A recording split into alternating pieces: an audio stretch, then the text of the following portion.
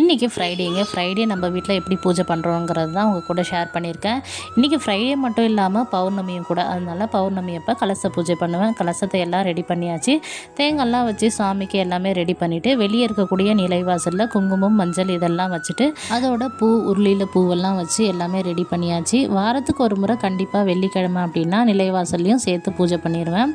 எலுமிச்சம் கட் பண்ணி எலுமிச்சம் பழத்தில் ஒரு பக்கம் குங்குமம், ஒரு பக்கம் மஞ்சள் வச்சு ஓரமாக நிலைவாசல் ஓரமாக வச்சுட்டு ஒரு எலுமிச்சை பழத்தை கட் பண்ணிவிட்டு வீட்டுக்கு சுற்றி உடைக்கலாம் அப்படிங்கிறதுக்காக அதை ரெடி பண்ணி வச்சுருக்கேன். நல்லா ஒரு பாசிட்டிவ் வைப் கிடைக்க வாரத்தில் 2 நாளாச்சும் சாம்பிராணி போடணும்னு நினைப்பேன். அது மாதிரி தான் இன்றைக்கும் சாம்பிராணிக்கு ரெடி பண்ணியாச்சு.